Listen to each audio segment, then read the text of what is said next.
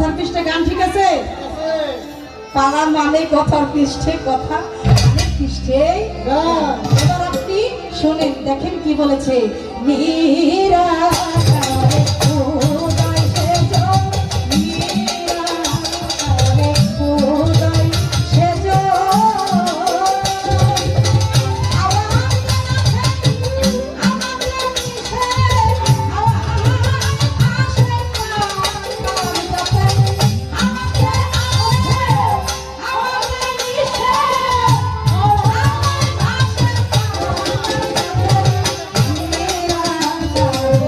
Oh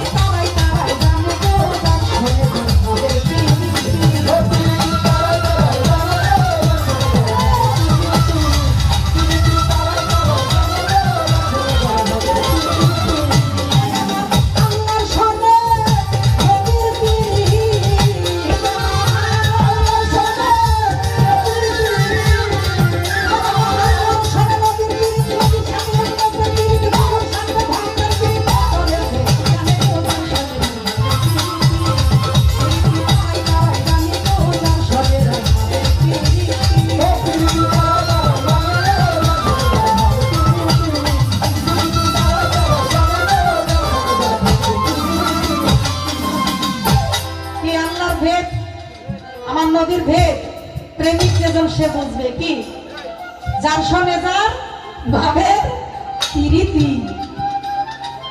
যদি সৃষ্টি জগতেই থাকতেন, নূর রূপেই উনি থাকতেন, তাহলে কিন্তু সৃষ্টির প্রকাশ পেত না। কথা ঠিক কিনা বলেন? অন্ধকারে আলো, নবী নূরে ছিল। তার মানে অন্ধকার থাকলে পরেই আলোর প্রকাশ। কি আলোর গুণ কি বোঝা যায়? কি কথা ঠিক বললাম কিনা? এই জন্য আমার আল্লাহ তাআলা উনি গুপ্ত ধনাকারে ছিলেন, তার মানে অন্ধকারময় জুলমাতে ছিলেন। এই জন্য অন্ধকারময় জুলমাত কুয়াশা ছন্ন, এই কুয়াশা ছন্ন থেকে উনি নিজেকে প্রকাশিত করার জন্যই কিন্তু আলোর যে একটা প্রয়োজন, এই জন্য আমার নবীকে সৃষ্টি করেছি নাকি? তাহলে ওনাদের সাথে যে কেমন পীড়িত, ওই পীড়িত কি সকলে বুঝবে বাবা? প্রেমিক ছাড়া বুঝবে? বুঝবে আমার মান্নান সার মতো মানুষ। পালা দিছে তাতে কি হয়েছে? আমি যদি অহংকার করে এক জায়গায় দাঁড়ায় থাকি, তাহলে কি আমার হবে? আমার আল্লাহ যদি বলতেন আমি গুপ্ত ধনাগারে থাকবো, আমার সমতুল্য আর কিছুই নাই। ছোট বাজাবেন ভাই, আল্লাহর নামটা মুখে মুখে বলার জন্য, আল্লাহর ইবাদত করার জন্য যখন সৃষ্টির প্রয়োজন হয়েছে, অর্থাৎ দূষণের প্রয়োজন হয়েছে, তদ্রূপ ওই দূষণও কিন্তু ওই এক জায়গায় থাকতে পারে না। সেই তারার উপরে ৭২,০০০ বছর শুধু ডুবছে আর ভাসছে, ডুবছে এবং ভাসছে। কথা ঠিক কিনা? হ্যাঁ, হাদিসে বলে ৭০,০০০, আবার বলে ৭২,০০০। এক একজন এক এক ভাবে বর্ণনা করেছেন, লিপিবদ্ধ করেছেন। এবার দেখেন, ওই তারা যদি আকাশেই থাকতো, তাহলে ওটা শুধু দেখারই বিষয় থাকতো, ওটা দিয়ে সৃষ্টির প্রকাশ পেত না। এই জন্যই আমার নবী করিম সাল্লাল্লাহু আলাইহি ওয়াসাল্লামের আনুষঙ্গিক পাকপাঞ্চাতন বললে আমরা কাদেরকে চিনি?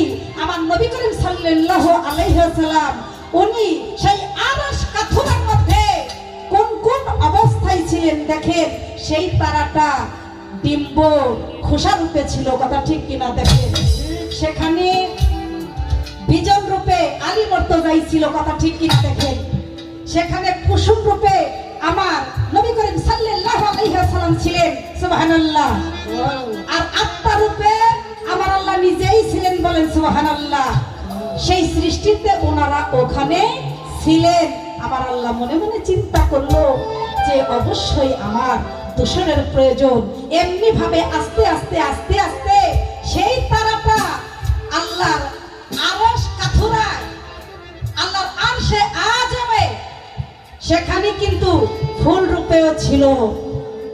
আপনারা যেই ফুলটাকে মুহাম্মদী ফুল বলে থাকেন। এবার দেখেন কিভাবে কিভাবে আসলো। উনি যে আমাকে প্রশ্নটা করেছে, আমার কথাবার্তা কি ঠিক আছে? সেই ফুলটা যখন আমার আল্লাহর হুকুমে যখন জিবরাইল আলাইহিস সালাম উনি